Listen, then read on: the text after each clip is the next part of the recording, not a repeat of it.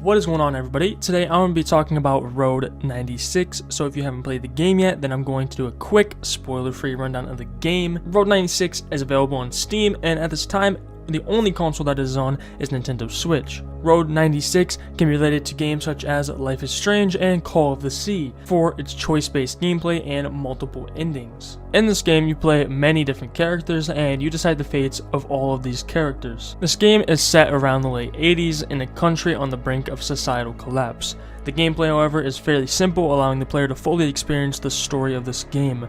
The art style in this game is pretty simplistic, but also very smooth and colorful at the same time. If you're looking for an extremely heavy choice-based game, also centered around a very politically motivated society with a boastful cast of characters, then this game is for you. So I recommend that you go play the game and then come back and watch the rest of this video. It's your last chance for spoilers, so with that being said, let's get into it.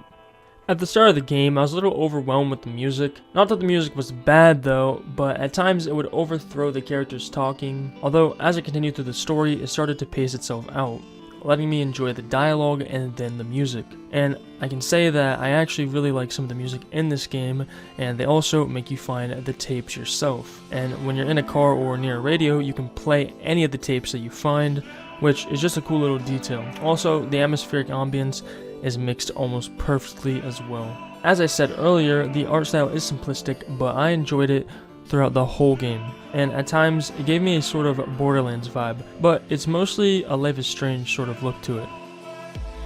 Of course, this is a choice-based game, but I was actually surprised with the amount of choices that you can make as well, ranging from what your character will say and how they will act. There are 3 main quest lines: trust in yourself, with the brigade, or political. Each of the quest lines allow you to meet different characters and different lines of dialogue with those characters as well. Also, don't worry about picking out one of the 3 quest lines, because throughout your game you're going to be playing 7 different characters, so you'll definitely have enough time to make them act however you want.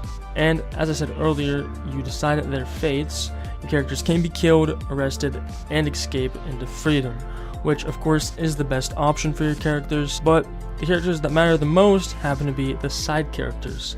You'll find them all throughout your playthroughs. They all are pretty unique and host different types of dialogue.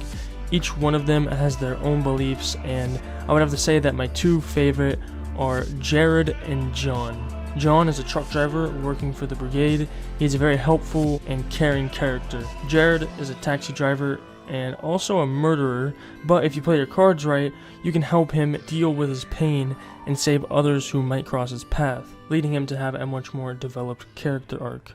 Now, not everything is perfect, and that is very apparent here with some of these characters and how you meet them. Off the start of your journey, you will always soon meet one of the characters, but it doesn't always make sense why they're there in one playthrough, but during a different mission, they're on the other side of the map. And I understand that they want each of your characters to run into the main cast of characters as well, but it can feel forced at times. My main issue with that is that it leaves a lot of plot holes between the characters. Also, when it comes to the story of the game, it feels like I missed a little bit off the start, or that there is a prequel to this game.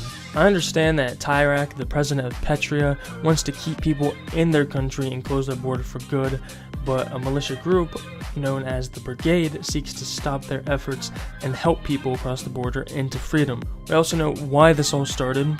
There were riots and protests outside the border to let people leave, and Tyrak wouldn't listen, so the Brigade made a bomb to blow a hole in the wall, but it didn't go off, and Tyrak had bombs planted in the mountain to stop avalanches, but they took the opportunity to frame the Brigade and blew up the side of the mountain themselves, dropping boulders on top of everyone, killing mostly everyone there. They now call that day the Day of 86. But the thing that I don't understand about the story and why it feels like I'm missing something is because why won't they let people leave their country, even legally? Also, why are they willing to kill kids for leaving their homes? And why is it only the kids in the family that are trying to escape? There are a lot of questions that could be asked about this game and not a lot of answers. I also don't really like the idea that the character you're playing doesn't matter at all, like at all. Yes, they help other characters in improving their situation, but isn't the point of the character that you're playing to get across the border? So why would I be helping some shitty newswoman It feels like the story kind of forces you to be a hero, when I feel like it would be just as cool to be able to turn them all down and just cross the border. Now, besides the story, there are also some cool things that you can find on your adventures, such as upgrades, collectibles, and cool little mini-games. Also, around the 6th time you play the new character, I started to get a little annoyed at the fact that I'm going to be walking down roughly the same path that I have for the past 5 hours of the game. And yes, new things do happen in each one, and sometimes the events line up with each other, but the dialogues do start to dwindle and be reused a lot. But right when I felt like it was getting old, I realized that the 7th time is the last character we play. So that was perfect timing on their end. Now sadly, I didn't get to complete all the events with the other characters in my playthroughs, but luckily they added a new game plus feature so you can go back with all the skills and upgrades and just enjoy the story as a whole. All in all, this game is very laid back and more just for a good story experience. The game's runtime is a little over 7 hours of playtime. I feel as if that is a fair time so the gameplay wouldn't get too old. I would rate this game 8 out of 10 because it is good, but it could be way better. With that being said, thank you all for watching. It would be much appreciated if you subscribed and liked this video. Also tell me what you thought about this game in the comments below.